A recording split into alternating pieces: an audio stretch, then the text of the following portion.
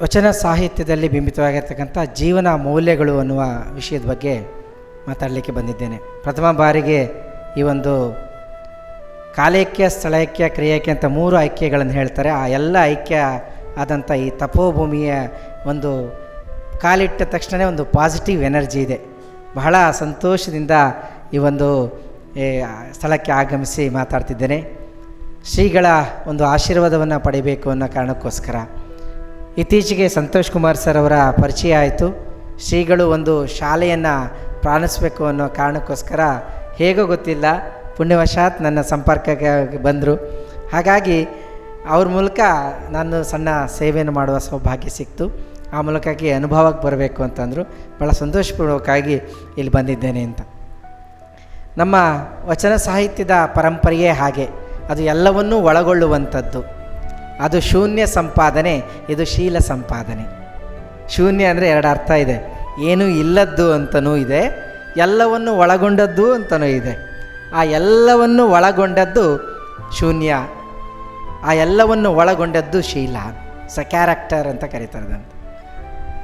The wealth is last, nothing is last. Health is last, something is last.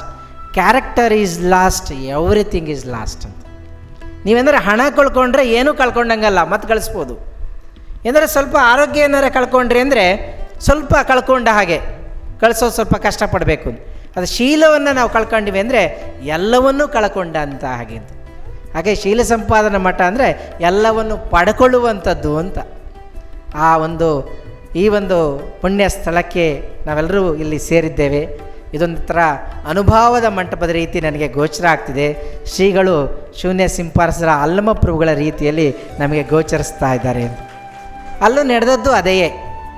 ಎಲ್ಲರನ್ನೂ ಯಾವುದೇ ಲಿಂಗ ಭೇದವಿಲ್ಲದೆ, ಜಾತಿ ಭೇದವಿಲ್ಲದೆ, ಯಾವುದೇ ಭೇದ ಭಾವಗಳಿಲ್ಲದೆ ಎಲ್ಲರನ್ನೂ ಸೇರಿಸಿ ಸಮಭಾವದಿಂದ, ಸಮಚಿತ್ತದಿಂದ, ಸಮಾನತೆಯಿಂದ ಯಾವುದಾದ್ರೂ ಒಂದು ಧರ್ಮ ಅಥವಾ ಜನತೆ ಈ ಒಂದು ನೆಲದಲ್ಲಿ 12ನೇ ಶತಮಾನದಲ್ಲಿ ಆಗಿ ಹೋದ್ರಲ್ಲ ಅನ್ನೋದೇ ಒಂದು ಪರಮಾಶ್ಚರ್ಯ.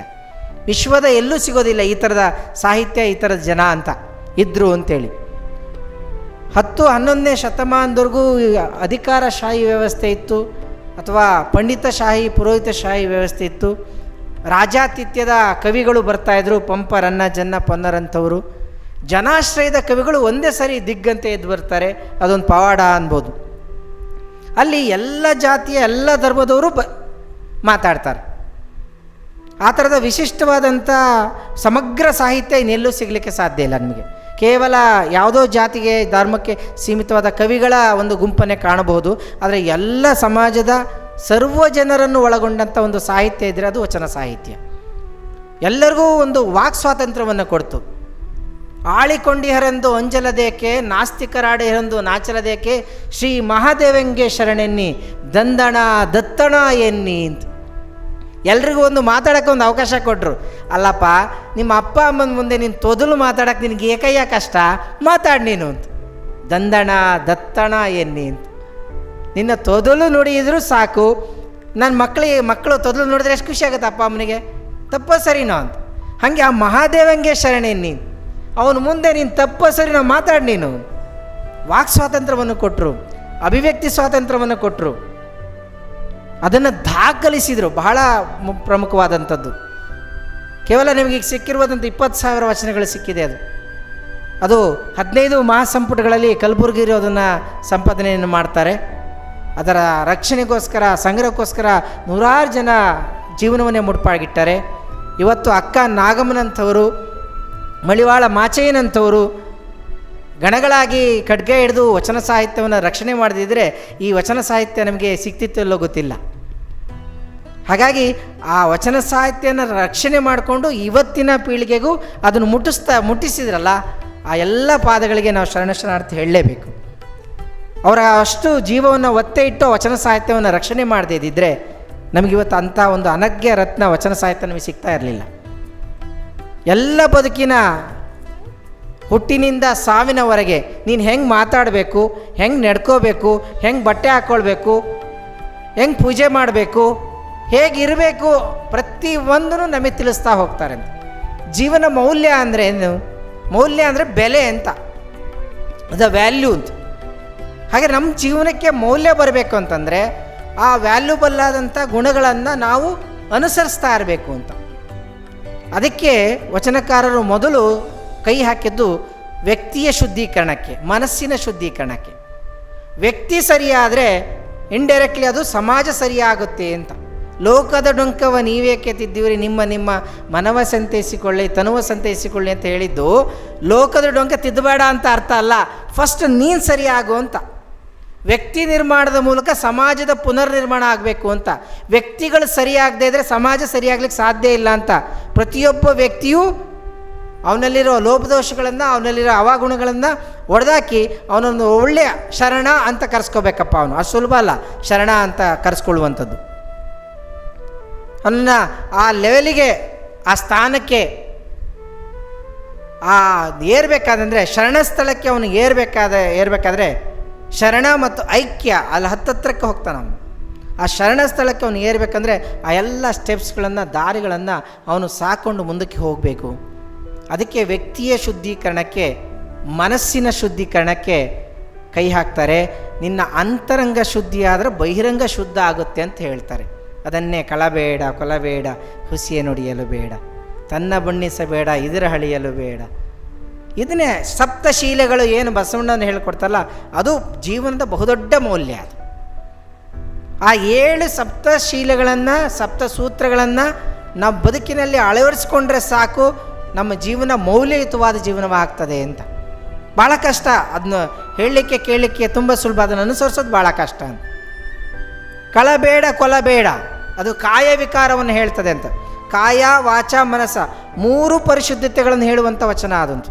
ಕಳಬೇಡ, ಕೊಳಬೇಡ, ಕಾಯ ವಿಕಾಸವನ್ನು, ಕಾಯತತ್ವವನ್ನು, ಕಾಯಶುದ್ಧಿಯನ್ನು ಹೇಳಿದ್ರೆ, ತನ್ನ ಬಣ್ಣಿಸಬೇಡ, ಇದರ ಹಳಿಯಲು ಬೇಡ, ಮನೋಶುದ್ಧಿ, ವಾಕ್ಶುದ್ಧಿಯನ್ನು, ಮಾತಿನ ಶುದ್ಧತೆಯನ್ನು, ನೀನು ಹೊಗಳ್ಕೋಬೇಡಪ್ಪ, ಎದುರಿಗಿದ್ದರನ್ನ ಹಳಿಬೇಡಪ್ಪ. ತನ್ನ ಬಣ್ಣಿಸಬೇಡ, ಇದರ ಹಳಿಯಲು ಬೇಡ. ಈ ಕಾಯ, ವಾಚ, ಮನಸ ಮುನಿಯಬೇಡ, ಅನ್ಯರಿಗೆ ಅಸಹ್ಯ ಪಡಬೇಡ. ಮನಸ್ಸಿನ ಶುದ್ಧೀಕರಣ ಅದು. ಬೇರೆಯವ್ರ ಬಗ್ಗೆ, ಬೇರೆಯದು ವಿಷಯ ಬಗ್ಗೆ ಅಸಹ್ಯ ಪಡುವಂಥದ್ದು. ಈ ಕಾಯ ವಾಚ ಶುದ್ಧೀಕರಣ ಆಯಿತು ಅಂದರೆ ಇದೇ ಅಂತರಂಗ ಶುದ್ಧಿ, ಇದೇ ಬಹಿರಂಗ ಶುದ್ಧಿ, ಇದೇ ನಮ್ಮ ಕೂಡಲ ಸಂಗಮ ದೇವನೊಲಿಸುವ ಪರಿ. ಬೇರೆ ಇನ್ನೇನೂ ಅಲ್ಲ.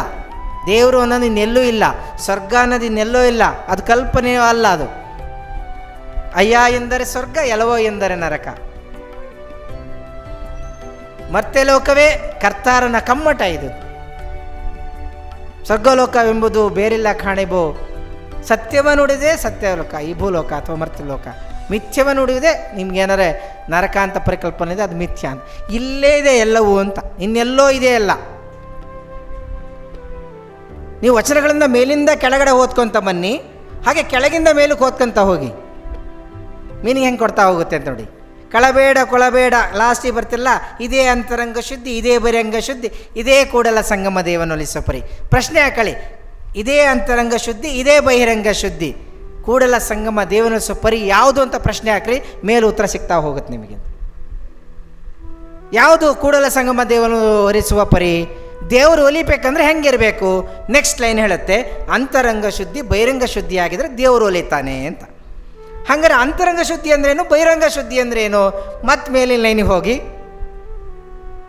ಅಂತರಂಗದ ಕಾಯ ವಾಚ ಮನಸ್ಸು ಶುದ್ಧತೆ ಬಗ್ಗೆ ಅಳಿಬೇಡ, ಮುನಿಬೇಡ, ಅಸಹ್ಯ ಪಡಬೇಡ, ಸುಳ್ಳು ಹೇಳಬೇಡ, ಕಳ್ತನ ಮಾಡಬೇಡ. ಇವೇ ಅಂತರಂಗ ಮತ್ತು ಬಹಿರಂಗ ಶುದ್ಧಿಗಳು ಅಂತ. ವಚನವನ್ನು ಮೇಲಿಂದನಾರು ಓದ್ಕೊಳ್ಳಿ, ಕೆಳಗಿಂದನಾರು ಪ್ರಶ್ನೆ ಮಾಡ್ಕೊತ ಹೋಗಿ, ನಿಮ್ಮ ಉತ್ತರ ಸಿಗ್ತಾ ಹೋಗ್ತದೆ. ಈ ಥರದ ಸಾಹಿತ್ಯ ಮತ್ತೆಲ್ಲೂ ಸಿಗ್ಲಿಕ್ಕೆ ಸಾಧ್ಯ ಇಲ್ಲ ನಮಗೆ. ಅದೊಂದು ವಿಶಿಷ್ಟವಾದ ಪ್ರಕಾರ. ನೀವು ಗದ್ಯ ಥರ ಪಾಠ ಮಾಡಿ, ಪದ್ಯ ಥರ ಹಾಡು ಹೇಳ್ರಿ, ಖುಷಿ ಬಂದಂಗೆ ಮಾತಾಡ್ರಿ, ಹೆಂಗಾರು ಅಂದ್ಕೊಳ್ಳಿ, ಅದು ನಿಮ್ದು, ಅದು ಮಾತದು. ಯಾಕೆಂದರೆ ಅವರು ಛಂದಸ್ಸು ಇಟ್ಕೊಂಡು, ಅಲಂಕಾರ ಇಟ್ಕೊಂಡು, ಶಾಸ್ತ್ರ ಇಟ್ಕೊಂಡು ಕುಟ್ಟು ಬರೆದದ್ದಲ್ಲ ಅದು. ಅದು ಅನುಭವದ ನುಡಿ, ಅದು ಮಾತಾಡಿದ್ದದು. ನೀವು ಶೂನ್ಯ ಸಂಪಾದಗಳನ್ನು ನೋಡಿದ್ರೆ ಅಲ್ಲೆಲ್ಲವೂ ಮಾತುಗಿಲ್ಲೇ ಶುರುವಾಗ್ತದೆ ಅಂತ. ಸಂವಾದ ಅದು. ಶರಣರ ನಡುವೆ, ಎಲ್ಲರ ನಡುವೆ ನಡೆದಂಥ ಒಂದು ಸಂವಾದ. ನೀವು ಆತ್ಮದೇವಿ ಪ್ರಸಂಗ ನಿಮಗೆ ನೆನಪಿರ್ಬೋದು. ನಿಂಗೆ ಗಂಡನ ಬಿಟ್ಟು ಬಂದವಳು ಒಳಗಡೆ ಬರಬೇಡ ಅಂತ ಹೊರಗಡೆ ನಿಲ್ಲಿಸ್ಬಿಡ್ತಾರೆ ಆತ್ಮದೇವಿನ, ಅವಳನ್ನು ಪರೀಕ್ಷೆ ಮಾಡುವ ದೃಷ್ಟಿಕೋನದಿಂದ ಅಂತ. ಲೋಕದ ಗಂಡರನ್ನೆಲ್ಲ ಒಯ್ದು ಒಲೆಯೊಳಗಿಕ್ಕು, ಎನ್ನ ಗಂಡ ಸಾವಿಲ್ಲದ ಕೇಡಿಲ್ಲದ ರೂಹಿಂಗೆ ಒಲಿದನಯ್ಯ ಅಂತ ಉತ್ತರ ಕೊಡ್ತಾಳೆ ಅವಳು. ನಿನ್ನ ಅಂಗಕ್ಕೆ ಕೂದಲ ಮರೆಯಕ್ಕೆ ಅಂತ ಪ್ರಶ್ನೆ ಕೇಳ್ತಾರೆ. ನಿನ್ನಂಥ ಅಣ್ಣಂದಿರ ಮನ ನೋಯದಿರಲನ್ನು ನನ್ನ ಅಂಗಕ್ಕೆ ಮುಚ್ಕೊಂಡಿದ್ದೀನಿ ಹೊರತು ಅದರ ಹಂಗೂ ನನಗಿಲ್ಲ ಅಂತಾಳೆ ಅವಳು. ಅಷ್ಟು ಗಟ್ಟಿ, ಅಷ್ಟು ಸ್ತ್ರೀ ಸ್ವಾತಂತ್ರ್ಯವನ್ನು ಅಷ್ಟರ ಮಟ್ಟಿಗೆ ಗಂಡಂದರಿಗೆ ಅಥವಾ ಸಮಾಜಕ್ಕೆ ಬುದ್ಧಿ ಹೇಳುವಂಥಷ್ಟು ತಾಕತ್ತು ಬಂದದ್ದು ಶರಣರಲ್ಲಿ ಮಾತ್ರ. ಅಕ್ಕ ಅಲ್ಲಮ್ಮನಿಗೆ ಉತ್ತರವನ್ನು ಕೊಡ್ತಾಳೆ, ಬಸವಣ್ಣನಿಗೆ ಶರಣರಿಗೆ ಉತ್ತರವನ್ನು ಕೊಡ್ತಾಳೆ, ಅಕ್ಕ ಮಹಾದೇವಿ ಆಗ್ತಾಳೆ. ಆಗ ಅವರ ವೈಚಾರಿಕ ಎಷ್ಟಿತ್ತು, ಅದಕ್ಕೆ ವಿಚಾರ ಪತ್ನಿ ನಾನು ಅಂತಾಳೆ ನೀಲಾಂಬಿಕೆ. ಗಂಡ ಹೆಚ್ಚಿಗೆ ಅಕ್ಕಿ ತೊಗೊಂಬಂದರೆ ಬುದ್ಧಿ ಹೇಳ್ತಾಳೆ, ಈ ಸಕ್ಕಿ ಆಸೆ ನಿಮಗೇಕೆ ಈಶ್ವರನೊಪ್ಪ ಅಂತ. ಆಸೆ ಎಂಬುದು ಅರಸಂಗಲದೆ ಶಿವಭಕ್ತರಿಗೆ ಉಂಟಾ, ರೋಷವೆಂಬುದು ಯಮದೂತರಲ್ಲಿ ಅಜಾತರಿಗೆ ಉಂಟೆಯಾ, ಯಾಕೆ ಇಂಥ ದುರಾಸೆಯಿಂದ ಎತ್ಕೊಂಬಂದಿದೆಯಾ, ದಾಸೋಹ ಮಾಡೋಕ್ಕಲ್ಲ ಇದು ಅಂತ ವಾಪಸ್ ಕಳಿಸ್ತಾಳೆ. ಗಂಡಂದರಂಗೆ ಬುದ್ಧಿ ಹೇಳುವಂಥ ಅಥವಾ ಅದಕ್ಕೆ ಯಾವ ಲೆವೆಲ್ಲಿಗೆ ಸ್ತ್ರೀಯರಿಗೆ ಸ್ಥಾನಮಾನ ಕೊಡ, ಅಲ್ಲಿವರೆಗೂ ಮಾಯೆ ಅಂತ ಕರೆದ್ರವಳನ್ನು, ಸೂತ್ಕ ಅಂತ ಕರೆದ್ರವಳನ್ನು, ಸಮಾಜದಿಂದ ಮನೆಯಿಂದ ಹೊರಗಿಟ್ರವಳನ್ನು, ಅವರನ್ನು ಸಾಕ್ಷಾತ್ ಕಪಿಲ ಸಿದ್ಧ ಮಲ್ಲಿಕಾರ್ಜುನ ಅಂತ ಕರೀತಾರೆ ವಚನಕಾರರು. ನೀವು ಯಾರಿಗೂ ಟ್ಯಾಲಿ ಮಾಡ್ಲಿಕ್ಕೆ ಸಾಧ್ಯನೇ ಇಲ್ಲ ಅಂತೆ. ಹೆಣ್ಣು ಮಾಯೆ ಎಂಬರು ಹೆಣ್ಣು ಮಾಯಲ್ಲ, ಹೊನ್ನು ಮಾಯೆ ಎಂಬರು ಹೊನ್ನು ಮಾಯಲ್ಲ, ಮಣ್ಣು ಮಾಯೆಯರು ಮಾಯಲ್ಲ, ನಿಮ್ಮ ಮನದ ಮುಂದನ ಆಶೆಯೇ ಮಾಯ ಕಾಣ ಗುಹೇಶ್ವರ ಅಂತ. ಎಲ್ಲ ಮಾಯಾ ಬಂಧನವನ್ನು ಧಿಕ್ಕರಿಸಿ ಒಂದು ಸರ್ವ ಜನಾಂಗದ ಒಂದು ಸಮಾಜವನ್ನು, ಸಮಾನತೆಯ ಸಮಾಜವನ್ನು ಕಟ್ಟುವಂಥ ಕನಸನ್ನು ವಚನಕಾರರು ಕಂಡ್ರು ಅಂತ. ಅಲ್ಲಿ ಎಲ್ಲ ಮೌಲ್ಯಗಳಿಗೆ, ಅದು ಸಾಮಾಜಿಕ ಮೌಲ್ಯಗಳು ತಗೊಳ್ಳಿ, ಆರ್ಥಿಕ ಮೌಲ್ಯಗಳು ತಗೊಳ್ಳಿ, ರಾಜಕೀಯ ಮೌಲ್ಯಗಳನ್ನು ತಗೊಳ್ರಿ, ಬದುಕಿನ ಎಲ್ಲ ಸ್ತರದ ಮೌಲ್ಯಗಳನ್ನು ಅಲ್ಲಿ ಸ್ಥಾಪಿಸಿದರು.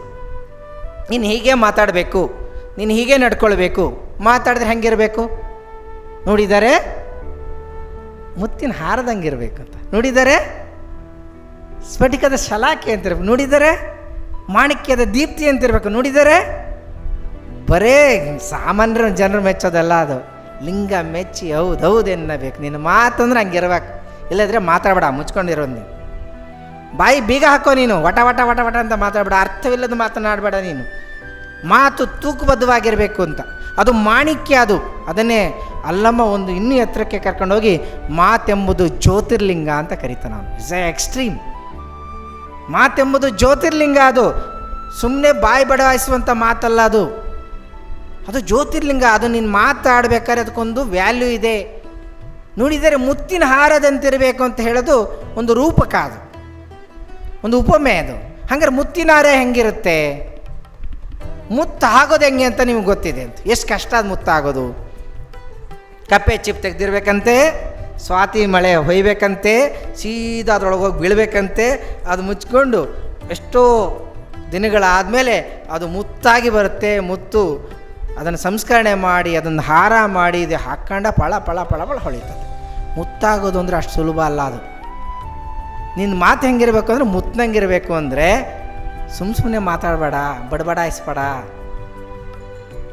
ಮುತ್ತಿನ ಮಾಣಿಕ್ಯದ ದೀಪ್ತಿ ಅಂತ ಎಲ್ಲವನ್ನೂ ಈ ಲೋಕ ಜನರನ್ನು ಮೆಚ್ಚಿಸ್ಬೋದು, ಆದರೆ ಆ ಲಿಂಗದೇವನನ್ನು ಮೆಚ್ಚಿಸೋದಿದೆಯಲ್ಲ, ಲಿಂಗ ಮೆಚ್ಚಿ ಹೌದೌದು ಎನ್ಬೇಕಾ, ದೇವರೇ ನಿನ್ನ ಮಾತಿಗೆ ಹ್ಞೂ ಕೊಡಬೇಕು, ಹೌದು ಕಣ ಅಂತ.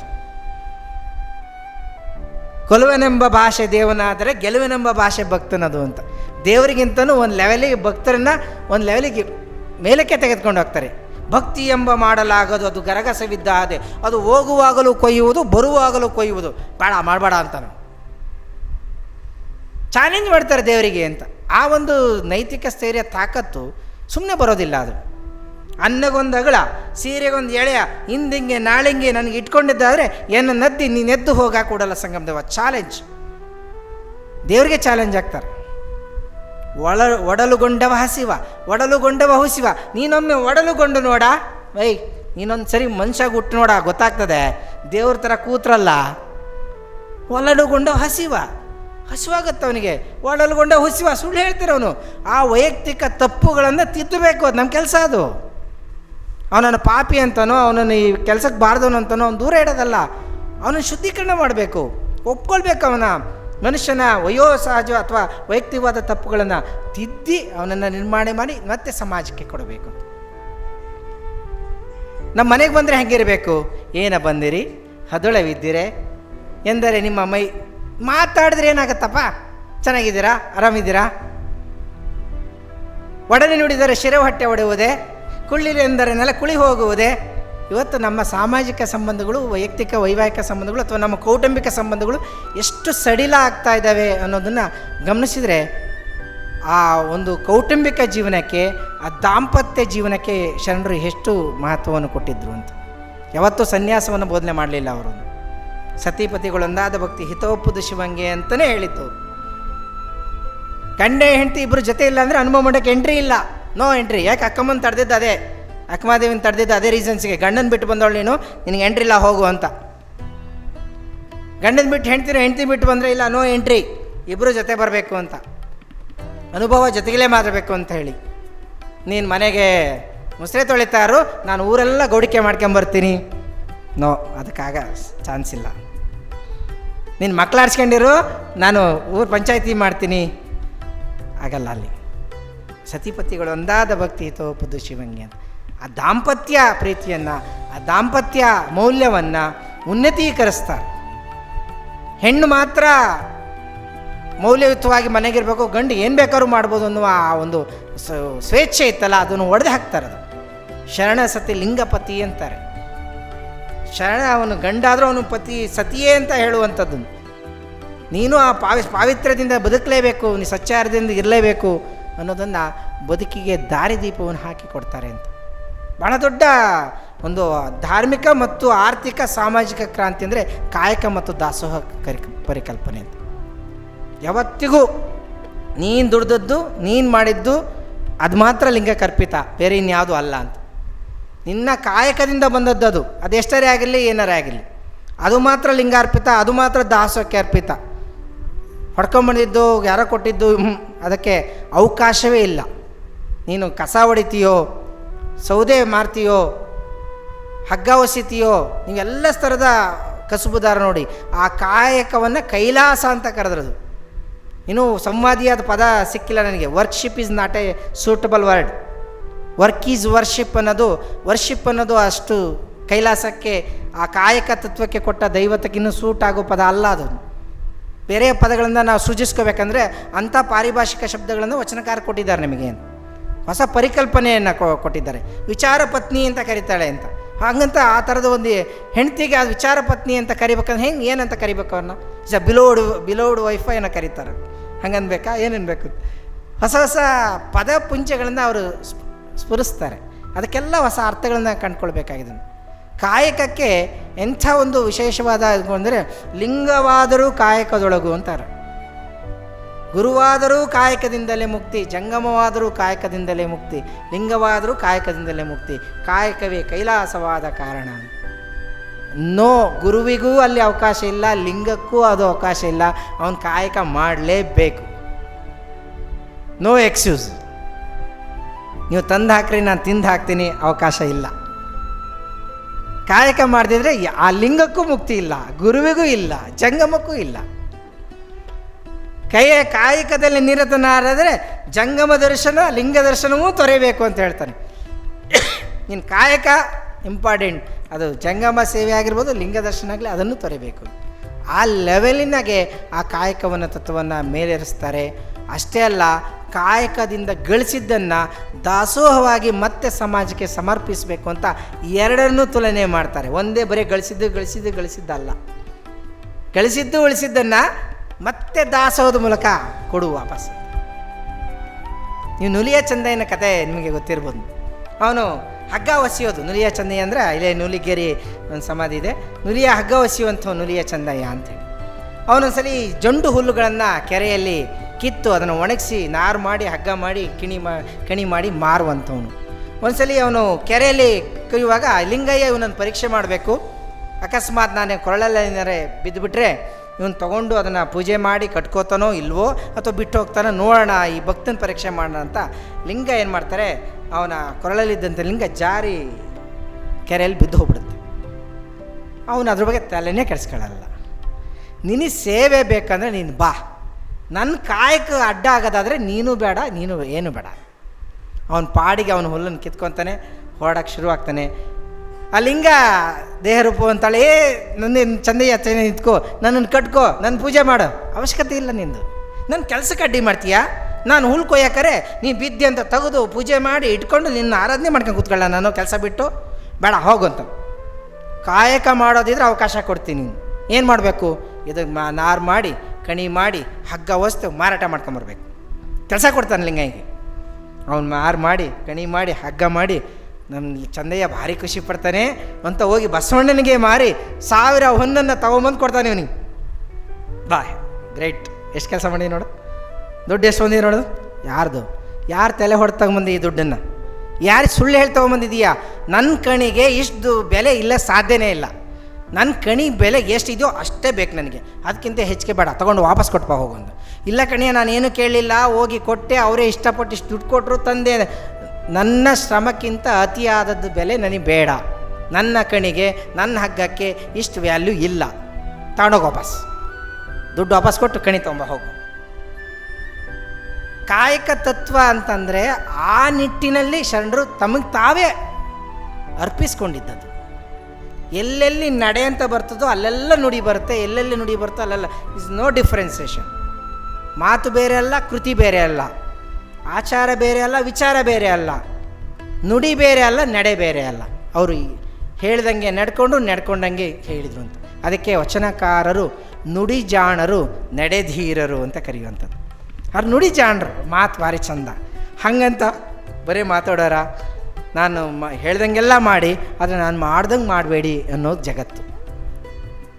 ಅವ್ರು ಹಂಗಲ್ಲ, ನಾನು ನುಡಿ ಜಾಣರು, ನಡೆಧೀರರು, ಹಾಗೆ ನಡೆದು ತೋರಿಸಿದವರು. ಅದಕ್ಕೆ ಏನಾಗಲಿಕ್ಕೂ ಏನು ತ್ಯಾಗಕ್ಕೂ ಅವರು ತಯಾರಾದಂಥವ್ರು. ಅವರ ಜೀವನ ಮೌಲ್ಯಗಳೇನಿದೆ, ನಮ್ಮ ಮಾತು, ನಮ್ಮ ನಡೆ, ನಮ್ಮ ನುಡಿ, ಒಂದೆಲ್ಲೋ ಗುಡಿ, ಒಂದೆಲ್ಲೋ ಲಿಂಗ, ಇನ್ನೆಲ್ಲೋ ಪೂಜೆ ಪುನಸ್ಕಾರ, ಹೋಮ ಹವನ, ಏನೆಲ್ಲ ಕೆಲಸಗಳು ನಡೀತಾ ಇದ್ವು, ಅದು ಎಲ್ಲವನ್ನು ಹೊಡೆದು ದೇಹವನ್ನು ದೇಗುಲ ಮಾಡಿದರು.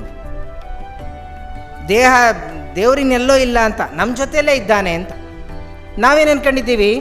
ದೇವರೆಲ್ಲೋ ಇದ್ದಾನೆ, ಅಥವಾ ಅವ್ನು ನೋಡ್ತಾ ಇಲ್ಲ, ನಾವು ಇಲ್ಲಿ ಏನಾದ್ರು ಸುಳ್ಳು ಹೇಳ್ಬೋದು, ಅಥವಾ ಏನೋ ಮಾಡಬಾರ್ದು ಅಂತ. ಈಗ ನಮ್ಮನ್ನು ಯಾರು ನೋಡ್ತಾ ಇಲ್ವಲ್ಲ. ಕನಕದಾಸರು ಬಾಳೆಹಣ್ಣು ಕತೆ ಗೊತ್ತಿರ್ಬೋದು. ಯಾರು ಕಾಣದಿದ್ದ ಜಾಗದಲ್ಲಿ ಹೋಗಿ ಬಾಳೆಹಣ್ಣು ತಿನ್ಬನ್ನಿ ಅಂತ ವ್ಯಾಸರಾಯರು ತನ್ನ ಶಿಷ್ಯರಿಗೆ ಬಾಳೆಹಣ್ಣು ಕೊಡ್ತಾರೆ. ಎಲ್ಲರೂ ಅಲ್ಲಿ ಹಾಗೆವನ ಇಲ್ಲೆಲ್ಲೋ ಯಾರಿಲ್ಲ ನೋಡ್ಕೊಂಡು ತಿನ್ಕೊಬಿಡ್ತಾರೆ. ಕನಕದಾಸ ವಾಪಸ್ಸು ಬರ್ತಾನೆ, ಎಲ್ಲೆಲ್ಲೋ ನನಗೆ ಕೃಷ್ಣ ಕಂಡ, ನನಗೆ ಯಾರೂ ಕಾಣದೇ ಇರುವ ಜಾಗವೇ ಸಿಗಲಿಲ್ಲ, ನೀನೇ ನಿಜವಾದ ಭಕ್ತ, ಎಲ್ಲೆಡೆಯೂ ಇದ್ದಾನೆ ದೇವರು. ಅದಕ್ಕೆ ಜಗದಗಲ ಮುಗಿಲಗಲ ಮಿಗೆಯಗಲ ನಿಮ್ಮಗಲ, ಪಾತಾಳದಿಂದ ತತ್ತ ಬ್ರಹ್ಮಾಂಡದಿಂದ ತತ್ತ, ಅವನು ಅಗಮ್ಯ ಅಗೋಚರ ಅಪ್ರತಿಮ ಎನ್ನ ಕಲಸ್ತರದಲ್ಲಿ ಚಿಲುಕಾದರೆ. Is A ಸಿಂಬಲಿಕ್. ಇಡೀ ಬ್ರಹ್ಮಾಂಡದ ಸ್ವರೂಪವನ್ನೇ ಒಂದು ಸಿಂಬಲ್ ಆಗಿ ನಮ್ಮ ಕೈ ಕೊಟ್ಟರು. ಅದು ದೇವರಲ್ಲ. ಅದು ನಾವು ಹೇಳ್ತೀವಿ, ಆ ನಿರಾಕಾರ ಶಿವನನ್ನು ಭಜಿಸೋಕ್ಕೆ ಹೇಳಿದರು. ಮತ್ತು ಈ ಲಿಂಗಕ್ಕೂ ಒಂದು ಆಕಾರ ಇದೆಯಲ್ವಾ, ಇಷ್ಟಲಿಂಗಕ್ಕೂ ಒಂದು ಆಕಾರ ಇದೆಯಲ್ವಾ, ಹಂಗಾರೆ ಅದು ಆಕಾರ ಅಲ್ವಾ? ಅದು ಹೆಂಗೋ ಅಡ್ಡ ಉದ್ದ ಇದ್ರೆ ಅದನ್ನು ಶಿವಲಿಂಗ ಅಂತ ಕರಿತೀರ ನೀವು? ಅದಕ್ಕೊಂದು ಆಕಾರ ಇದೆಯಲ್ಲ, ಸಮತಟ್ಟಾಗಿದೆ, ಮೇಲ್ಗಡೆ ಅರ್ಧ ಗೋಳಾಕೃತಿ ಇದೆ. ಹಂಗಾರೆ ನಿರಾಕಾರ, ಆ ನಿರಾಕಾರ ತತ್ವವನ್ನು ಮುಟ್ಲಿಕ್ಕೆ ಈ ಆಕಾರ ತತ್ವ ಬೇಕು. ಇದೊಂದು ಸೂತ್ರ. ಅದು ಆ ನಿರಾಕಾರವನ್ನು ತತ್ವ ಮುಟ್ಟಿದ ಮೇಲೆ ಲಿಂಗದ ಹಂಗೂ ಇಲ್ಲ, ಅದನ್ನು ಅದರ ಅಗತ್ಯವೂ ಇಲ್ಲ. ಭಾಳ ದೊಡ್ಡ ಅಲ್ಲಮ್ಮನನ್ನು ನೀವು ಸಂದರ್ಶಿಸಿದ್ರೆ ಗೊತ್ತಾಗ್ತದೆ, ಅದರ ಹಂಗೂ ನನಗಿಲ್ಲ ಅಂತ. ನಾವು ಲಿಂಗದ ಹಂಗೂ ಇಲ್ಲ ನನಗೆ. ಹಂಗಾರೆ ಅದು ಇಡೀ ಬ್ರಹ್ಮಾಂಡ ತತ್ವ. ಅದು ಇಡೀ ಬ್ರಹ್ಮಾಂಡವನ್ನೇ ನನ್ನ ಕೈಯಲ್ಲಿ ಇಟ್ಕೊಂಡು ಪೂಜೆ ಮಾಡ್ತಿದ್ದೀವಿ. ಇಲ್ಲೇ ಇದ್ದಾನೆ ಅವನು, ಇನ್ನೆಲ್ಲೋ ಇಲ್ಲ, ಕಾಣ್ದಂಗಿಲ್ಲ, ಏನಿಲ್ಲ, ನಮ್ಮೊಳಗೆ ಇದ್ದಾನೆ. ಅದಕ್ಕೆ ಈ ದೇಹವನ್ನು ದೇಗುಲ ಮಾಡಿದ್ದವರು, ದೇಹದ ಶುಚಿತ್ವ ಮಾಡಿದ್ದು. ದೇವಸ್ಥಾನ ಅಂದರೆ ಹೆಂಗೆ ಇಟ್ಕೋತೀವಿ ನಾವು ನಮ್ಮ ದೇಹವನ್ನು? ಎನ್ನ ಕಾಲೇ ಕಂಬ ದೇಹವೇ ದೇಗುಲ ಶಿರವೇ ವನ್ಯ ಕಳಸವಯ್ಯ ಅಂತ ಕರೆದಿದ್ದು. ಅದಕ್ಕೆ ಇನ್ಯಾವುದೋ ಸ್ಥಾವರ ಕಳಿ ಉಂಟು ಜಂಗಮ ಕಳಿಯಿಂದ ಸ್ಥಾವರ ದೇವಾಲಯದ ಪೂಜೆಯ ಪರಿಕಲ್ಪನೆಗಳಿಲ್ಲ, ಜಂಗಮದ ಪರಿಕಲ್ಪನೆ ಅಂತ. ನಿನ್ನೊಳಗೆ ದೇವರಿದ್ದಾನೆ ಅಂದರೆ ನಿನ್ನ ನಡೆ ನುಡಿ ಅರ್ಧ ಸರಿ ಆಗುತ್ತೆ. ಇನ್ನೆಲ್ಲೋ ದೇವರಿದ್ದಾನೆ ಅಂದರೆ ಕಷ್ಟ. ಅಪ್ಪ ಇಲ್ಲೇ ದೇವರಿದ್ದಾನೆ, ನಾನು ಮಾತಾಡೋ ಸುಳ್ಳು ಅವನಿಗೆ ಗೊತ್ತು, ನಾನು ಮಾತಾಡೋ ಎಲ್ಲ ಕೆಲಸವನಿಗೆ ಗೊತ್ತಾಗುತ್ತೆ ಅಂತ ಅನಿಸಿದರೆ ನಮ್ಮ ನಡೆನುಡಿಗಳು ಸರಿಯಾಗ್ತವೆ. ಅದಕ್ಕೆ ಮೊದಲಿಗೆ ದೇಹ ಶುದ್ಧಿ ಮಾಡಿದರು, ಅದಕ್ಕೊಂದು ಆ ದೇಹಕ್ಕೊಂದು ಬೆಲೆ ಅಥವಾ ವ್ಯಾಲ್ಯೂವನ್ನು ಕೊಟ್ಟರು, ನಮ್ಮ ಬದುಕಿಗೊಂದು ವ್ಯಾಲ್ಯೂ ಕೊಟ್ಟರು, ನಮ್ಮ ಸಾಮಾಜಿಕ ಧಾರ್ಮಿಕ ಆರ್ಥಿಕ ನೀತಿಗಳನ್ನು ಸರಿಪಡಿಸಿದರು, ಕಾಯಕ ದಾಸೋಹವನ್ನು ಕೊಟ್ಟರು. ಇಡೀ ಎಲ್ಲ ಸಮಾಜವನ್ನು ಒಂದುಗೂಡಿಸಿ ಅಲ್ಲಿ ಎಲ್ಲ ವರ್ಗದ ಜನರಿಗೂ ಆಶ್ರಯವನ್ನು ಕೊಟ್ಟು ಎಲ್ಲರನ್ನೂ ಕಟ್ಟಿ ಬೆಳೆಸಿದರು. ಅಲ್ಲಿ ನಿಮಗೆ ಡೋಹಾರ ಕಕ್ಕಯ್ಯ ಸಿಗ್ತಾರೆ, ಸೂಳೆ ಸಂಕವೇ ಸಿಗ್ತಾಳೆ, ಮಡಿವಾಳ ಮಾಚಿದೇವ ಸಿಗ್ತಾನೆ, ಎಲ್ಲರೂ ಸಿಗ್ತಾರೆ. ಯಾರು ಈ ಸಮಾಜದಿಂದ ಬಹಿಷ್ಕೃತರೋ, ಯಾರು ಇದರಿಂದ ಇದುವರೆಗೂ ಅಲಭ್ಯರಾಗಿದ್ದರೋ ಅವರೆಲ್ಲರೂ ಅಲ್ಲಿ ನಮಗೆ ಕಾಣಲಿಕ್ಕೆ ಸಿಗ್ತಾರೆ ಅಂತೇಳಿ. ಹಾಗಾದರೆ ಆ ದೇವರು ಇಂಥವ್ರಿಗೆ ಒಲಿದೇ ಇದ್ದರೆ ಇನ್ನೆಂಥವ್ರಿಗೆ ಒಲಿತಾನೆ ಅಂತ. ಮಾದಾರ ಚೆನ್ನಯ್ಯನ ಮನೆಗೆ ಶಿವ ಒಂದು ಸರಿ ಅಂಬ್ಲಿ ಕುಡಿಲಿಕ್ಕೆ ಹೋಗ್ತಾನೆ. ಇಲ್ಲಿ ಕರಿಕಾಳ ಚೋಳ ಮೃಷ್ಟಾನ್ನ ಭೋಜನವನ್ನು ಮಾಡಿಟ್ಕೊಂಡು ಶಿವನಿಗೆ ಪ್ರಸಾದ ನೈವೇದ್ಯ ಮಾಡ್ತಿರ್ತಾನೆ. ಅದಕ್ಕಿಂತ ಮುಂಚೆ ಮಾದಾರ ಚೆನ್ನಯ್ಯ ಅಂಬ್ಲಿ ಸೇವೆಯನ್ನು ಮಾಡ್ತಾನೆ, ಅಂಬ್ಲಿ ನೈವೇದ್ಯ ಅಂತ. ಶಿವ ಬಂದು ಅಂಬ್ಲಿಯನ್ನು ಕುಡಿದು ತೃಪ್ತನಾಗ್ತಾನೆ. ಏನು ರುಚಿಯಾಗಿದೆಯೋ ನೀನು ಅಂಬ್ಲಿಯಲ್ಲಿ, ನಿನ್ನ ಬೆವರಿನ ಘಮ ಘಮ ವಾಸನೆ ಬರ್ತಿದೆಯಲ್ಲೋ ಮಾದಾರ ಚೆನ್ನಯ್ಯ ಅವನು. ಅದಕ್ಕೆ ನಾವು ಉಣ್ಣುವ ಅನ್ನ ಪ್ರಶ್ನೆ ಕೇಳ್ಕೊಬೇಕಂತ ನಾವು ಉಣ್ಣುವ ಅನ್ನ ನಮ್ಮ ಬೆವರು ಪರರ ಕಣ್ಣೀರು ಅಂತ ಪ್ರಶ್ನೆ ಮಾಡಿಕೊಂಡ್ರೆ ಅದಕ್ಕೆ ಉತ್ತರ ಸಿಗ್ತದೆ. ಅದು ನಮ್ಮ ಶ್ರಮದ ಫಲ ಆಗಿದ್ದರೆ, ನಮ್ಮ ಬೆವರಿನ ಫಲ ಆಗಿದ್ದರೆ ಆತ್ಮತೃಪ್ತಿ ಇರ್ತದೆ. ಅದು ಬೇರೆಯವರ ಕಣ್ಣೀರಾಗಿದ್ದರೆ ಅದಕ್ಕೆ ಯಾವ ಅರ್ಥವೂ ಇರೋದಿಲ್ಲ. ಅದು ಆ ಕರಿಕಾಳ ಚೋಳ ಅವನು ಕಾಯ್ತಾ ಇದ್ದಾನೆ ಶಿವನಿಗೆ ಮೃಷ್ಟಾನ್ನ ಭೋಜನವನ್ನು ಇಟ್ಕೊಂಡು. ಆದರೆ ಶಿವ ಆಲ್ರೆಡಿ ಪ್ರಸಾದ ತೊಗೊಂಡು ತೃಪ್ತ ಆಗಿಬಿಟ್ಟಿದ್ದಾನೆ. ಯಾರ ಮನೆಯಲ್ಲಿ? ಮಾದಾರ ಚೆನ್ನಯ್ಯನ ಮನೇಲಿ. ಎಷ್ಟು ಕರೆದ್ರೂ ಬರೋಂಗಿಲ್ಲ ಶಿವ. ಇವನು ಕಾಯ್ತಾ ಇದ್ದಾನೆ, ಬಗೆ ಬಗೆಯ ಹಣ್ಣುಗಳು ಅವು ಇವು ಎಲ್ಲ ಇಟ್ಕೊಂಡು, ಡ್ರೈ ಫ್ರೂಟ್ಸ್ ಎಲ್ಲ ಇಟ್ಕೊಂಡು ಕಾಯ್ತಾ ಇದ್ದಾನೆ. ಇವನು ಕರೆಗೆ ಹೋಗೊಟ್ಟು ಬಂದ, ನೈವೇದ್ಯ ಪ್ರಸಾದ ತಗೋ ದೇವ್ರೆ ಅಂದರೆ, ಇಲ್ಲ ನಂದು ಆಲ್ರೆಡಿ ಪ್ರಸಾದ ಆಗೋಗಿದೆ. ಎಲ್ಲಾಯಿತು ಒಂದು ಅದೇ ನನ್ನ ಭಕ್ತ ಮಾದಾರ ಚೆನ್ನಯ್ಯನ ಮನೆಗೆ ಏನಂತ ಪ್ರಸಾದ ಕೊಟ್ಟ ಅವನು? ಅಂಬ್ಲಿ ಪ್ರಸಾದ ಕೊಟ್ಟ ಅವನು. ಇವತ್ತಿಗೂ ಬಸವ ಜಯಂತಿ ಬೇರೆ ಕಡೆ ಎಲ್ಲ ಅಂಬ್ಲಿ ಸೇವೆ ಅಂತ ಮಾಡ್ತಾರೆ, ಅದರ ಪ್ರತೀಕವಾಗಿ ಅಂಬ್ಲಿ ಸೇವೆ ಅಂತ ಮಾಡ್ತಾರೆ. ಹಾಗೆ ಅಂಬ್ಲಿ, ಅಯ್ಯೋನ ನಾನು ರಾಜ ಮಹಾರಾಜ ಇಷ್ಟೆಲ್ಲ ಇಟ್ಕೊಂಡು ಕಾಯ್ತಾ ಇದ್ದೀನಿ, ನೀನು ಹೋಗಿ ಹೋಗಿ ಆ ದರಿದ್ರ ಮಾದಾರ ಚೆನ್ನಯ್ಯನ ಮನೆಗೆ ಉಂಡು ಬಂದೆ ಅಂತೀಯಲ್ಲ, ನಿನಗೇನು ಆ ಮೇಲು ಕೀಳು ಜಾತಿ ಭೇದ ಏನು ಇಲ್ವಾ ನಿನಗೆ? ಯಾರು ಏನು ಬೇಕು ಕೊಟ್ಟು ತಿನ್ಬಿಡೋದ ನೀನು? ಬೋಳೆ ಶಂಕರ ನೀನೊಂದ್ಸಲಿ ಅಂಬ್ಲಿ ರುಚಿ ಸೌದು ನೋಡು, ಅದ್ರದ್ದು ಎಷ್ಟು ರುಚಿಯಾಗಿರ್ತದೆ ಗೊತ್ತಾಗತ್ತೆ ನಿನಗೆ. ನನಗಿಂತ ಅಷ್ಟು ದೊಡ್ಡ ಭಕ್ತನ ಅವನು ಅಂಬಲಿ ಅಷ್ಟು ರುಚಿಯಾಗಿರುತ್ತಾ, ನಾನು ನೋಡ್ತೇನೆ ಅಂತ ಅವನ ಮನೆಗೆ ಹೋಗ್ತಾನೆ ಚೆನ್ನಯ್ಯ ಅಂತ. ಅಯ್ಯೋ ಮಹಾಸ್ವಾಮಿಗಳೇ ಮನೆ ಬಾಗಿಲಿ ಬಂದಾರೆ ಅಂದರೆ, ಈ ಅಂಬ್ಲಿ ಪ್ರಸಾದ ಶಿವ ಉಣ್ಣಂತೆ ಭಾರಿ ರುಚಿಯಾಗಿತ್ತಂತೆ, ನನಗೂ ಸ್ವಲ್ಪ ಕೊಡು. ಇಲ್ಲ ಸ್ವಾಮಿ ನಾಳೆಗೆ ಬರ್ಬೇಕು ನೀವು, ಇವತ್ತಿನ ದಾಸೋಹ ಮುಗ್ದೋಯ್ತು, ನನ್ನ ಕಾಯಕದಕ್ಕೆ ಎಷ್ಟು ಬಂದಿತ್ತು ಅಷ್ಟು ದಾಸೋಹ ಮಾಡಿದೆ, ನನಗೆ ಕೊಡ್ಲಿಕ್ಕೆ ನನ್ನ ಹತ್ರ ಏನಿಲ್ಲ, ಇವತ್ತು ಕಾಯಕ ಮಾಡ್ತೇನೆ, ನಾಳೆಗೆ ಬನ್ನಿ ದಾಸೋಹಕ್ಕೆ ಅಂತ. ನಾನು ನಿನ್ಗೇನು ಬೇಕೋ ಕೊಡ್ತೀನೋ ಮಾಡಿ ಹಾಕಿ, ನೀನು ಇಡೀ ಭಂಡಾರವೇ ಇದೆ ನಿನಗೆ ಅಂತ ಹೇಳ್ತಾನೆ. ಇಲ್ಲ, ನನ್ನ ಕಾಯಕದಿಂದ ಬಂದದ್ದು ಮಾತ್ರ ನನಗೆ ಪ್ರಸಾದ, ಬೇರೆ ನೀವೇನು ಕೊಟ್ಟರು ಇವತ್ತಿನ ಗ್ಯಾರಂಟಿ ಎಲ್ಲವನ್ನೂ ಹೊಡೆದಾಕ್ತಾರೆ ಶರಣರು. ಏನು ಕೊಟ್ಟರು ಬೇಡ, ಗ್ಯಾರಂಟಿ ಇವೆಲ್ಲ ದಾನಿಗಳು ನೋಡ್ತಾ ಇದ್ರೆ ಬಕಾಸುರನ ಕತೆ ಹೇಳ್ತಿದ್ರು ನಮ್ಮ ಗುರುಗಳು. ಬಕಾಸುರ ಭಾಳ ಬಲಿಷ್ಠ ಆಗಿದ್ದಂತ, ಅವನು ಭಾಳ ಚೆನ್ನಾಗಿದ್ದ ಅವನು. ಆದರೆ ಅವನನ್ನು ಭಾಳ ಸುಲಭವಾಗಿ ಭೀಮ ಹೊಡೆದಾಕ್ಬಿಟ್ಟ. ಹೆಂಗೆ ಹೊಡೆದಾಕ್ತಾ? ಮುಂಚೆ ಅವನು ಊರುಗಳೇ ನುಗ್ತಿದ್ದ, ಹೋರಾಡ್ತಿದ್ದ, ಎಲ್ಲ ಅವನು ಬಂದಿದ್ದನ್ನೆಲ್ಲ ತಿಂತಿದ್ದ, ಶಕ್ತಿವಂತನಾಗಿದ್ದ. ಜನ ಎಲ್ಲ ರಿಕ್ವೆಸ್ಟ್ ಮಾಡ್ಕೊಂಡು, ನೋಡಪ್ಪ ನೀನು ಕೂತ್ಕೊಂಡು ಊಟ ಮಾಡು, ಏನು ಕೆಲಸ ಮಾಡಬೇಡ, ನೀನು ಊರಿಗೆ ಬರಬೇಡ, ನಾಶ ಮಾಡಬೇಡ, ನಿನಗೊಂದು ಬಂಡಿ ಅನ್ನ 2 ಎತ್ತು ಒಬ್ಬ ವ್ಯಕ್ತಿನ ಕಳಿಸ್ಕೊಡ್ತೀವಿ, ನೀನು ಆರಾಮಾಗಿರು ಅಂತ ಹೇಳಿದರು. ಭಾಳ ಖುಷಿಯಾಗಿದ್ದ ಬಕಾಸುರ.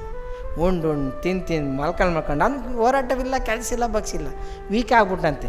ಆಮೇಲೆ ಭೀಮ ಬಂದನೇ ಮಾಡ್ದ, ಅವನೇ ಬಂಡಿ ಅನ್ನ ತಿಂದ, ಅವನನ್ನು ಈಸಿ, ಅವನು ಬಲ ಇಲ್ದಾಗ ಆಗ್ಬಿಟ್ಟಿದ್ದ. ಅವನು ಕೂತು ತಿಂದು ಕುಟ್ಟಿ ಬೀಸಿ ಹಾಕಿದ್ದಂತೆ ಭಾಳ ಸುಲಭವಾಗಿ. ಇಲ್ಲಂದ್ರೆ ಮುಂಚೆ ಬಂದಿದ್ರೆ ಭಾಳ ಕಷ್ಟ ಇತ್ತು ಭೀಮನಿಗೆ.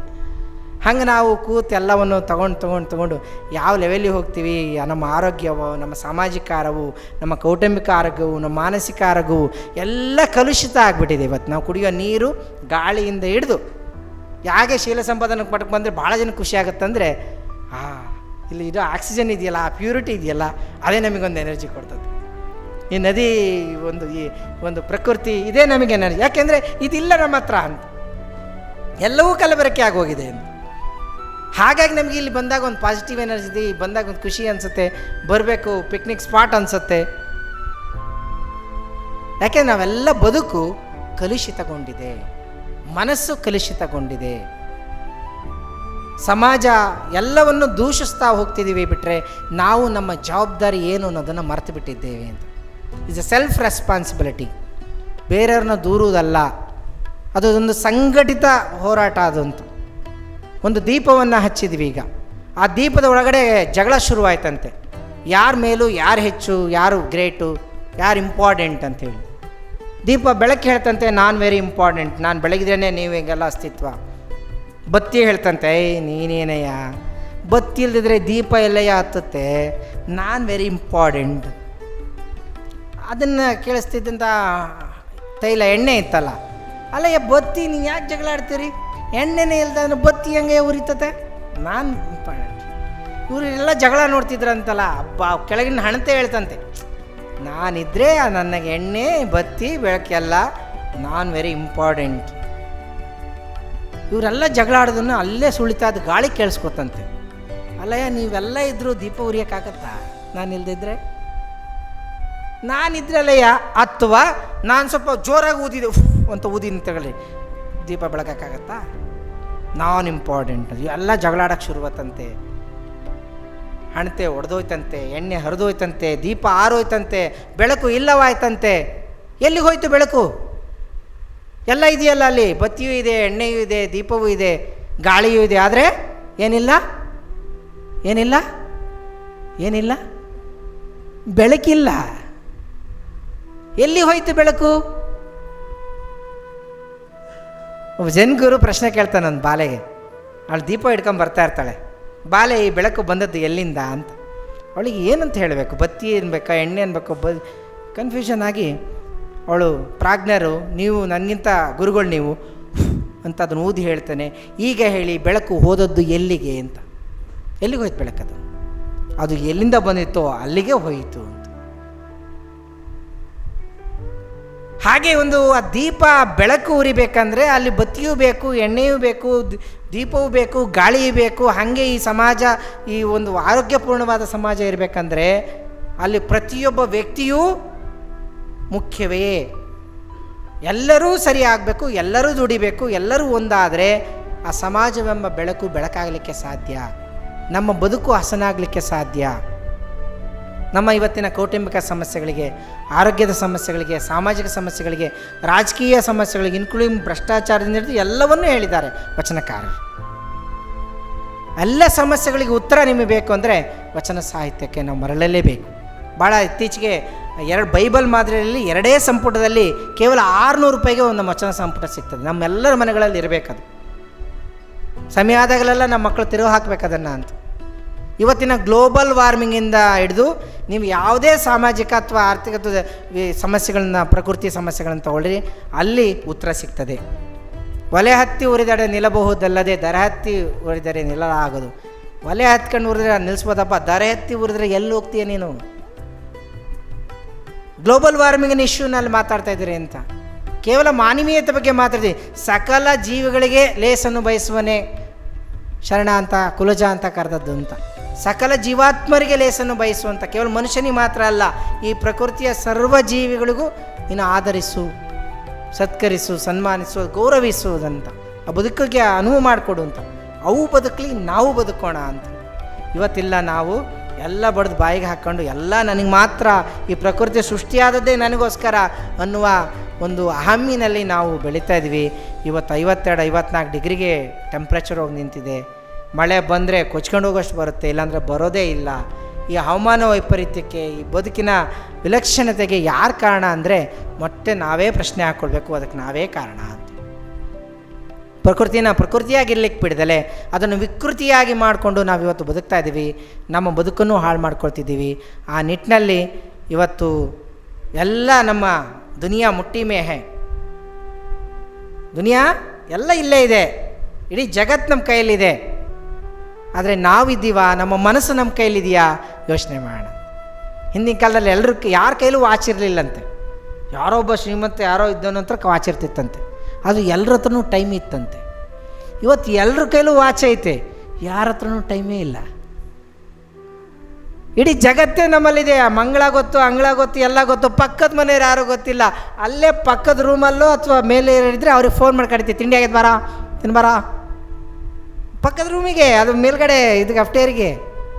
ನಮ್ಮ ಸಂವಹನ ಎಷ್ಟು ಕಿರಿದು ಆಗ್ತಾ ಇದೆ ಅಂತಂದರೆ, ಈ ಮುಂಚೆ ಎಲ್ಲ ಹಾಯ್ ಬಾಯ್ ಅಥವಾ ಥ್ಯಾಂಕ್ ಯು ಅನ್ನೋದು ಸಿಂಗಲ್ ಲೆಟರ್ಸಲ್ಲಿ ಮಾಡ್ತಿದ್ವಿ. ಈಗೆಲ್ಲ ಎಮೋಜಿಸ್ ಬಂದಿದೆ.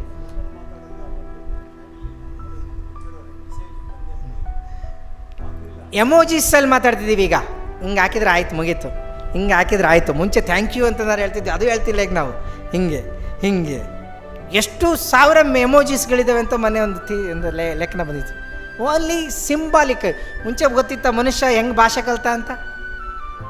ಅವನು ಮೂಕ, ಭಾಷೆಯಲ್ಲಿದ್ದ ಅವನು. ಸಂವಾದ ಹೆಂಗೆ ನಡೀತಿತ್ತು? ಆ್ಯಕ್ಷನ್ಸಲ್ಲಿ ನಡೀತಾ ಇತ್ತು. ನೆಕ್ಸ್ಟ್ ಬ್ಯಾಕ್ ಟು ಪೆವಿಲಿಯನ್, ಅಲ್ಲಿಗೆ ಹೋಗ್ತೀವಿ ನಾವು ವಾಪಸ್. ಮತ್ತು ಸಿಂಬಾಲಿಕ್ಕಾಗೇ ಮಾತಾಡುವ ಲೆವೆಲಿಗೆ ನಾವು ಮುಂದಕ್ಕೆ ಹೋಗ್ತಾ ಇದ್ದೀವಿ ಅಂತೇಳಿ. ಜಗತ್ತು ಎಲ್ಲವೂ ಈ ಟೆಕ್ನಾಲಜಿ ಇದು ಎಲ್ಲವನ್ನೂ ನಮ್ಮನ್ನು ಹತ್ತಿರ ಮಾಡಿದೆ, ಹಾಗೆ ನಮ್ಮ ಮನಸ್ಸುಗಳನ್ನು ತುಂಬ ದೂರ ಮಾಡ್ತಾ ಇದೆ ಅಂತ. ಇವತ್ತಲ್ಲಿ ಭಾಳಷ್ಟು ಮಕ್ಕಳಿಗೆ ಆಟಿಸಮ್ ಸಮಸ್ಯೆಗಳನ್ನು ನಾವು ಕಾಣ್ತಾ ಇದ್ದೀವಿ. ಮಕ್ಕಳು ಆ ಸ್ಕ್ರೀನಿಂಗನ್ನು ಹೊರಗಿಂದ ಬನ್ನಿ ಅಂತ ಕೇಳ್ತಾ ಇದ್ದಾರೆ. ಅದಕ್ಕೆ ಬೇಕಾದಂಥ ತುಂಬ ಆರೋಗ್ಯ ಸಮಸ್ಯೆಗಳನ್ನು ಎದುರಿಸ್ತಾ ಇದ್ದೀವಿ. ಎಲ್ಲ ಇದ್ದಂಥ ಮನುಷ್ಯ ಎಲ್ಲ ಬಿಟ್ಟು ಓಡಿ ಹೋಗಬೇಕು ಅಂತ ಇದ್ದಾನೆ ಇವತ್ತು. ಎಲ್ಲವೂ ಇದೆ ನಮ್ಮ ಹತ್ರ, ಆದರೆ ಅದು ಯಾವುದು ಬೇಡವಾಗಿದೆ ನಮಗೆ. ಆ ಒಂದು ಈ ವೈರಾಗ್ಯದಲ್ಲಿ ಈ ಟೆಕ್ನಾಲಜಿ ವೈರಾಗ್ಯವೂ ಒಂದು ಬರ್ತದೆ. ಯಾವ ಗೆಜೆಟ್ಸು ಬೇಡ, ಯಾವುದು ಬೇಡ ಅನ್ನೋ ಲೆವೆಲ್ಲಿಗೆ ಒಂದು ದಿವಸ ನಾವು ರೀಚ್ ಆಗ್ತೀವಿ ಅಂತ ಹೇಳಿ. ಆಗ ಎನ್ನೊಳಗೆ ನಾನು ಇಳಿಯಬೇಕಣ್ಣ. ನಮ್ಮೊಳಗೆ ನಾವು ಇಳಿದೇ ಇದ್ದರೆ, ಧ್ಯಾನಕ್ಕೆ ಮೌನಕ್ಕೆ ಶರಣಾಗದೇ ಇದ್ದರೆ, ಅಥವಾ ವ್ಯಕ್ತಿ ಪರಿವರ್ತನೆ ಮೂಲಕ ಸಮಾಜ ಪರಿವರ್ತನೆ ಆಗದೇ ಇದ್ದರೆ, ಅಂಥ 12ನೇ ಶತಮಾನದ ಶರಣರು ತಮ್ಮ ಜೀವವನ್ನು ಒತ್ತೆ ಇಟ್ಟು ಪ್ರಾಣತ್ಯಾಗ ಮಾಡಿ ಈ ವಚನ ಸಾಹಿತ್ಯವನ್ನು ಬರೆದಿದ್ದಾರೆ, ವಚನ ಧರ್ಮವನ್ನು ಕೊಟ್ಟಿದ್ದಾರೆ, ಬದುಕಿನ ಸರಳ ಸೂತ್ರಗಳನ್ನು ಹೇಳಿಕೊಟ್ಟಿದ್ದಾರೆ. ನೀನು ಇಷ್ಟು ಬದುಕು ಸಾಕು ನೀನು ಅಂತ, ಇಷ್ಟಿದ್ರೆ ಸಾಕು ನಿನ್ನ ಜೀವನ ಪಾವನ ಅಂಥೇಳಿ. ನಾವೆಲ್ಲ ಪುಣ್ಯವಂತರು, ನಮ್ಮ ನೆಲದಲ್ಲಿ ಇಂಥ ಒಂದು ಕ್ರಾಂತಿ ಆಯ್ತಲ್ಲ ಅಂಥೇಳಿ. ಅದರ ವಾರಸದಾರರು ನಾವು ಆ ಮೌಲ್ಯಗಳನ್ನು ನಮ್ಮ ಬದುಕಿನಲ್ಲಿ ಕಿಂಚಿತ್ತಾದರೂ ಅಳವಡಿಸ್ಕೊಳ್ಳೋದ್ರ ಮೂಲಕ ನಾವು ನಮ್ಮ ಬದುಕನ್ನು ಮೌಲ್ಯವನ್ನು ಹೆಚ್ಚಿಸ್ಕೊಳ್ಬೇಕು. ಆ ಮೂಲಕ ನಾವು ಶರಣರಿಗೆ ಕೊಡಬೇಕಾದದ್ದು ಏನಪ್ಪ ಅಂತಂದರೆ ನಮ್ಮ ಬದುಕೇ ಒಂದು ಗಿಫ್ಟ್ ಆಗಬೇಕು. ನಮ್ಮ ಬದುಕಿನ ರೀತಿಯೇ ಒಂದು ಮಾದರಿ ಆಗಬೇಕು. ಅದು ಮುಂದಿನ ಪೀಳಿಗೆಗೆ ಅದು ಸಾಗಬೇಕು. ಆ ವಚನ ಸಾಹಿತ್ಯ, ಆಮೇಲೆ ಅದರ ತತ್ವಗಳು ಅದೆಲ್ಲ ಉಳಿದು ಬೆಳೆಬೇಕು ಮುಂದಿನ ಪೀಳಿಗೆಗೆ ಅಂತಂದರೆ ಇಂಥ ಮಠಗಳಿಗೆ, ಇಂಥ ಒಂದು ಕೃಷಿಗೆ ನಾವೆಲ್ಲರೂ ಕೈ ಜೋಡಿಸ್ಬೇಕು. ಆ ನಿಟ್ಟಿನಲ್ಲಿ ನಾವೆಲ್ಲರೂ ವಚನಕಾರರ ಹಾದಿಯಲ್ಲಿ ಸಾಗೋ ಪ್ರಯತ್ನಗಳನ್ನು ಮಾಡೋಣ. ಆ ನಿಟ್ಟಿನಲ್ಲಿ ಯಾರೆಲ್ಲ ಕೆಲಸ ಮಾಡ್ತಿದ್ದಾರೆ, ಇವತ್ತು ಅಶೋಕ್ ದೊಮ್ಲೂರು ಅಂತಕ್ಕಂಥವ್ರು ಇಡೀ ವಚನ ಸಾಹಿತ್ಯವನ್ನು ಡಿಸ್ಲೈಸ್ ಮಾಡ್ತಾಯಿದ್ದಾರೆ. ಎಲ್ಲೆಲ್ಲಿ ಮಠಗಳಲ್ಲಿ, ಎಲ್ಲೆಲ್ಲಿ ಮನೆಗಳಲ್ಲಿ, ಎಲ್ಲೆಲ್ಲಿ ವಚನಗಳು ಬಿದ್ದಿದ್ವೋ ತಾಳೆಗರಿಯಲ್ಲಿ, ಓರೆಗರಿಯಲ್ಲಿಲ್ಲ, ಅದನ್ನೆಲ್ಲ ಡಿಜಿಟಲೈಸ್ ಮಾಡ್ತಾಯಿದ್ದಾರೆ ಇವತ್ತು.